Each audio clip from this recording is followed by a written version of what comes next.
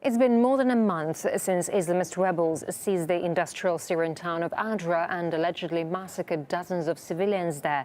Heavy fighting left thousands displaced, and militants still hold large parts of the city, making it impossible to go in and verify the details of any atrocities.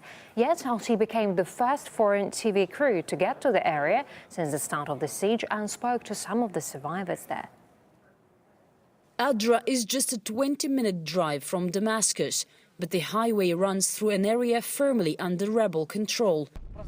So instead, we take a newly created path, driving through high mounds of sand and piles of old tires the army uses to shield its convoys from attacks. It may be longer, but it's a safer route. Government officers told us that last December, Adra was attacked by militants from Al-Qaeda-linked groups and the Free Syrian Army. They stormed into the city and they kept the civilians in their buildings, using them as human shields, which made our mission very difficult. This is why it takes so long. We want to avoid civilian losses. There are actually two Adras, the old town, Adra al-Balad, and the workers' house and complex nearby, Adra Maliyah. Both are now besieged. We made these embankments here to separate Adra al-Balad and Adra Maliyah and to prevent the militants uniting. These corridors go all around the besieged cities, with the army watching the area day and night.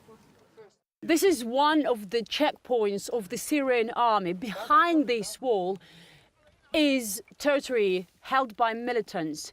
And these soldiers' strategy and mission right now is just to watch this area and to shoot if they see the enemy approaching. And this is actually all they can do. Any military operation could threaten the lives of those who remain hostage.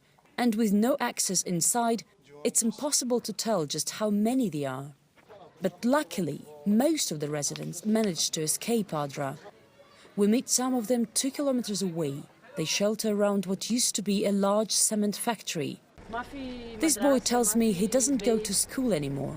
We're displaced because terrorists attacked the city and we had to escape. They occupy it and we cannot go there. The roads are blocked. He says his father is a government employee. This is why it was dangerous for his family to stay. We ask Ziad where they live now. Ziad's mother appeared from the darkness of a room barely 10 square meters in size. Everything what is happening is wrong. There was no need for any of this. See where we are now, what degree we have reached now. It's a question that many here are asking. These children haven't seen their mother for a month already. Seriously ill, she couldn't get her medicine due to the siege. With her condition deteriorating, she was sent to a hospital far from her family. We were living in peace. And now where are we? I wish peace would come back to all of Syria. A month later, it's still not clear exactly what happened in Adra. Most of those we talked to here in this camp fled before the militants arrived, but occasionally we meet some who didn't escape so quickly. They were looking for anybody serving in the Syrian army, and I saw the bodies of the Syrian soldiers beheaded at the sewage system. We were in a group of about 20 people. They were picking us 3 at a time and killing us. I saw with my own eyes people stoned.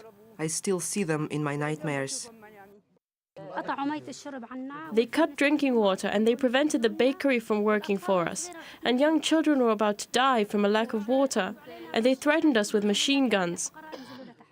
Adra, once an important industrial and peaceful city, has become yet another Syrian battleground for weary forces, whose 3-year-long confrontation has left well in excess of 100,000 dead and millions displaced. And yet it's another place where no side looks able to win. And it's the ordinary Syrian people left paying the price.